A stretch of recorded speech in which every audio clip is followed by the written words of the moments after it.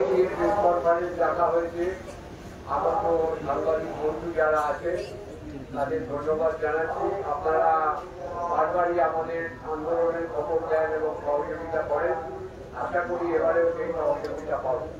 আপনারা জানেন যে রাজ্য জুড়ে যে বিষয় নিয়ে তোলপাড় চলছে এখন 25,753 জন শিক্ষক ও শিক্ষিক দুটি কর্মচারীকে প্যানেল বাতিল করা হয়েছে 2016 সালে।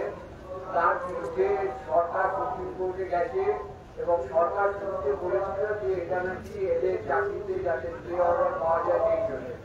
কিন্তু আমরা আশ্বস্ত হয়ে লক্ষ্য করলাম যে সরকার তার মন্ত্রিসভা বাঁচানোর জন্য যে মন্ত্রিসভা একটা অবৈধ প্যানেল তৈরি করে, অর্থাৎ যেটা যাদের চাকরি দেওয়া হয়েছে তাদের সেই মন্ত্রিসভায় বসে তারা একটা ক্যাবিনেট ডিসিশন করেছে সুপার নিউমারি পোস্ট তৈরি করে তাদের চাকরি দেওয়া হবে।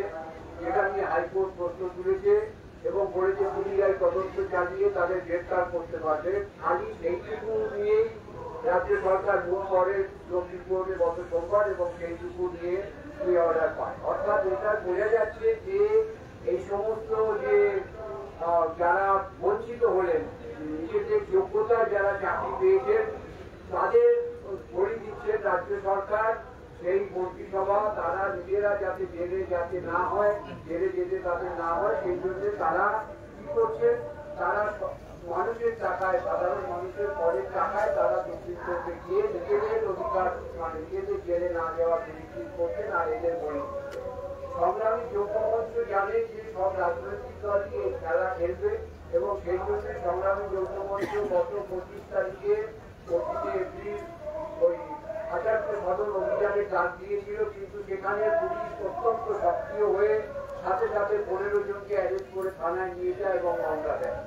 সুতরাং এই অবস্থায় আজকে যারা যাদের চাকরি ওই প্যানেল বাতিল হয়েছে তারা এই যে পুলিশি রাজ এখানে চলছে এবং নির্বাচনের সময় আজকে কোর্টও সেই কতটা অনুমতি দিতে পারছে সেটা আমরা বুঝতে পারছি না। আমরা সার্ভিস কমিশনের কাছে দাবি করছি যে সমস্ত যোগ্য প্রার্থীর যে তালিকা সেটি অবিলম্বে সুপ্রিম কোর্টে প্রকাশ করে তাদের চাকরি বাঁচাতে হবে এবং এই যে রাজনৈতিক দলের যে দ্বন্দ্ব খেলাঠেলি যে চলছে তার বিরুদ্ধে যারা কোনো দোষ করেনি, যারা নিজেদের যোগ্যতায় চাকরি পেয়েছেন, এখানে সমস্ত শিক্ষিত যুবক যুবতীরা রয়েছেন, তারা কেউ রিসার্চ করছিলেন, ব্রিটিশ নিয়ে রিসার্চ করছিলেন, এমনও ক্যান্ডিডেট আছে যাদবপুরে তিনি ছেড়ে দিয়ে স্কুলের চাকরি পেয়েছিলেন। আজকে বিনা কারণে তার কোনো দোষ না থাকা সত্ত্বেও সেই চাকরি তাদের প্যানেল বাতিল করা হয়েছে। সেই জন্য সুপ্রিম কোর্টেও আমরা গেছি এবং সেখানে আগামী সোমবার যে শুনানি আছে সেই শুনানিতেও আমাদের এপিলটা থাকবে। পাশাপাশি যে রাস্তার আন্দোলনের কথা সংগ্রামী যৌথমঞ্চ এখানে গত 1 বছর 3 মাস ধরে চালিয়ে যাচ্ছে, সেই আন্দোলনের ধারাবাহিকতাতেই আমরা যেমন 25 এপ্রিল সদর অভিযান করতে গিয়ে পুলিশি অত্যাচারে আক্রান্ত হয়েছি, সে তারই ধারাবাহিকতায় আগামীকাল থেকে এখানে 7 জন যারা ওই প্যানেল যাদের বাতিল করা হয়েছে যারা যোগ্য প্রার্থী এবং যারা মামলাকারীর মধ্যেও কেউ কেউ আছেন, তারা সেখানে এসএসসির কাছে এবং সরকারের কাছে এই দাবিতে যে অবিলম্বে যোগ্যদের তাদের চাকরি নিশ্চিত করতে হবে, এই দাবিতে আগামীকাল থেকে আমাদের এই মঞ্চে অনশন শুরু করবেন। এর আগে অনশন হয়েছে আপনারা জানেন, গত বছরে হয়েছে 44 দিনের অনশন, এবারে হয়েছে 55-51 দিনের অনশন। এইবারেও তারা অনশন শুরু করবে এবং সেই অনশনে যে 7 জনের নাম পাওয়া গেছে, Suman Biswas assistant teacher, Sayani Roy Haldar assistant teacher, Mallika Bera assistant teacher, Uma Ghosh assistant teacher, Krishanu Sarkar group D staff, Debashis Mondal assistant teacher এবং বিশ্বজিৎ পাঠ গ্রুপ ডি স্টাফ। এনারা আগামীকাল থেকে এই অন্যায়ের বিরুদ্ধে, এই অত্যাচারের বিরুদ্ধে তারা লাগাতার অনশন শুরু করবেন এবং পাশাপাশি আমাদের আইনি লড়াই যেটা সেই লড়াইও চলবে। এই খবর আপনারা সংবাদ মাধ্যমে দেবেন এই আশা করছি এবং এই যে রাজনৈতিক চক্রান্ত চলছে যে যারা যোগ্য প্রার্থী তাদের বলি দেওয়ার জন্য, অযোগ্যদের বিবেচনার মধ্যে আনবার জন্য, তার বিরুদ্ধেও সংগ্রামী যৌথমঞ্চ লড়ছে এবং সংগ্রামী যৌথমঞ্চে যেসব প্রার্থী আছেন তারা প্রত্যেকেই তারা যোগ্য প্রার্থী, যারা এখানে আবেদন করেছে সেটা আমরা স্ক্রুটিনি করে দেখেছি, এখানে কোনো অযোগ্য প্রার্থী নেই। এবং আমরা সেই জায়গা থেকে যোগ্য প্রার্থী যারা বাঙালি জাতির যারা মেধা, সেই মেধাকে যেভাবে নষ্ট করে দেওয়া হচ্ছে তার বিরুদ্ধে এসএসসির এই অনাচার এবং রাজ্য মন্ত্রিসভার এই অনাচারের বিরুদ্ধে আগামীকাল থেকে এই সম্মেলন শুরু হবে, এই অনশন শুরু হবে।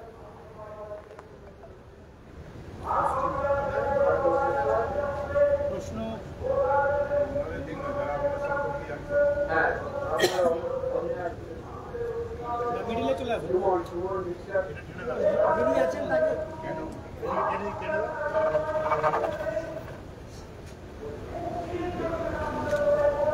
নমস্কার, আমি সুমন বিশ্বাস, 2016 প্যানেলের জীবন বিজ্ঞান শিক্ষক, নবম দশম শ্রেণীর। আমি আজ চাকরিহারা।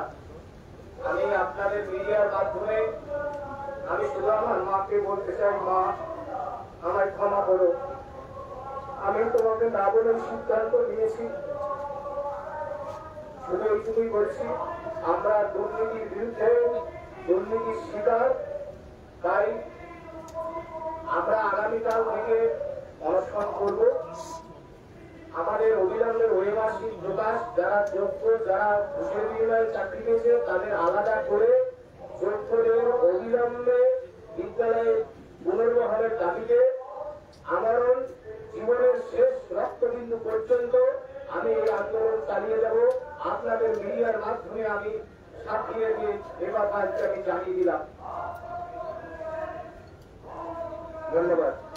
এখন অনশনকারী অ্যাসিস্ট্যান্ট টিচার সাহেবী রায় হালদার করবেন।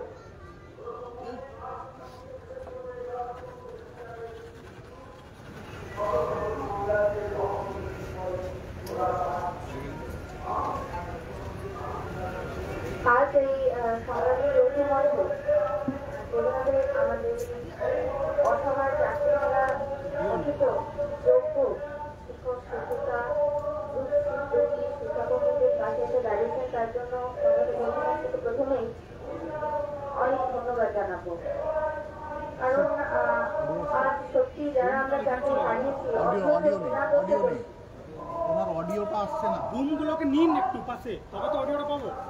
হ্যাঁ, আমরা যারা চাকরি হারিয়েছি তারা বুঝতে পারছি আমরা কি হারিয়েছি। বিনা দোষে আজ আমরা দোষী। আজ দেওয়ালে আমাদের পিঠ থেকে গেছে, আমাদের হারানোর আর কিছু নেই।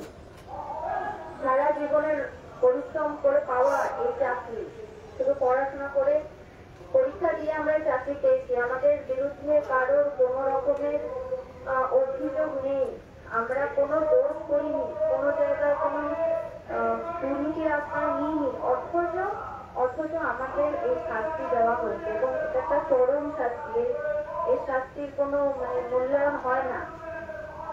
এবং এই যে রাজ্য সরকার এবং স্কুল সার্ভিস কমিশন তাদের নিজেদের বাঁচানোর জন্য আজ আমাদের বলি করেছে, এটা আমাদের সকলের কাছে পরিষ্কার।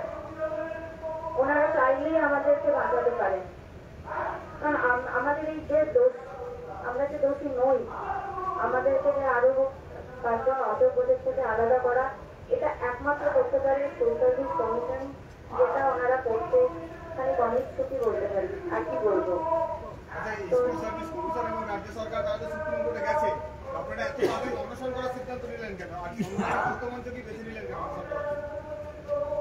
কারণ এটা পুরো নিতে হবে দাদা, সবকটা ঝাড় চলে গেছে। রাজ্য সরকার, আমি শুরুতেই বলেছি, আপনারা খেয়াল করেছেন কিনা জানি না, রাজ্য সরকার যে উদ্দেশ্যে সুপ্রিম কোর্টে গেছে সেটা এদের বাঁচানোর জন্য নয়। রাজ্য সরকার তার একটা দুর্নীতিগ্রস্ত মন্ত্রিসভা, যারা ক্যাবিনেট ডিসিশন নিয়ে সুপার নিউমারি পোস্ট তৈরি করেছে এবং কোর্ট বলেছে যে তাদের বিরুদ্ধে সিবিআই তদন্ত চালানো, গ্রেপ্তার সবই করা যাবে, তার থেকে বাঁচবার জন্য রাজ্য সরকার গেছে। আর সংগ্রামী যৌথ মঞ্চ প্রকৃত অর্থে যোগ্য প্রার্থী যারা, তাদের বাঁচানোর জন্য সুপ্রিম কোর্টে গেছে। এবং এটা হচ্ছে এসএসসির বিরুদ্ধে, জানি না তাদের বিবেক আছে কিনা, বিবেক নিশ্চয়ই নেই, তাহলে 25 তারিখ আমরা যখন গেছিলাম এসএসসি চেয়ারম্যান দেখা করার সাহস দেখাতে পারত, কিন্তু দুর্নীতিগ্রস্তদের তো সেই সাহস নেই। তাই জন্য তারা পুলিশ প্রশাসন এর উপরে নির্ভর করে। আমার মতো বাসন্তী নির্ভর পুরোকে আপনারা দেখেছেন, আপনাদের মাধ্যমে দেখেছেন ট্রেনে ইচ্ছে ভ্যানে তুলে নিয়ে যাওয়া হয়েছে এবং সেই কারণেই আমরা এই অনশন করছি যে যাতে তাদের বিবেক জাগ্রত হয়, রাজ্যবাসীর বিবেক জাগ্রত হয়, বাঙালি জাতির বিবেক জাগ্রত হয়। এই কারণে আমাদের এই অবস্থান।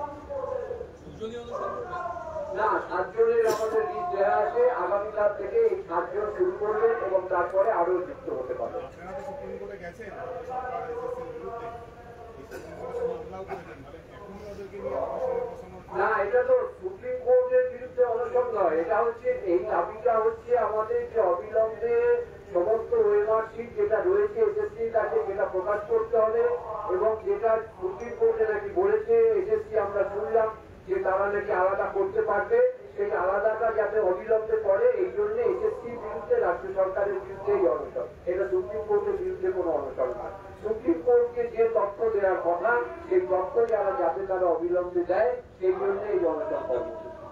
আপনারা কি এটা বলতে চাইছেন যারা এখনো যোগ্য এবং বৈধ শিক্ষক বলে বলা হচ্ছে তাদের মধ্যেও কিছু অযোগ্য শিক্ষক রয়েছে, তাদের বের করতে হবে? না, আমরা সেটা তো জাস্টিফাই করতে বলছি যে সেটা তো আমরা বলিনি। আপনারা শিক্ষক, আপনাদের থেকে দাবি, আপনারা কি দাবি করছেন? আমরা দাবি করছি যে যারা যোগ্য শিক্ষক আছে এই ওয়েমার্কশিট 23 লক্ষ ওয়েমার্কশিট প্রথম কথা প্রকাশ করতে হবে এবং সেখান থেকেই এসএসসিকে বলতে হবে যে কারা বৈধ এবং কারা অবৈধ। তারা নিজেরাই বলেছে যে তারা নাকি অবৈধ লিস্ট দিয়েছে, কিন্তু কোর্টে সেটা কোনোভাবেই প্রকাশ করেনি। সেইটা সুনির্দিষ্টভাবে করতে হবে তাদের। এই ওয়েমার্কশিট হারিয়ে গেছে এইসব বলে মিথ্যে কথা বলে তারা পেয়ে যেতে পারে না। এটা আমাদের বক্তব্য, কারণ একবার ওয়েমার্কশিট তৈরি হলে কোথাও না কোথাও তার কপি থাকবে। সুতরাং সেটা তাদের অবিলম্বে প্রকাশ করতে হবে।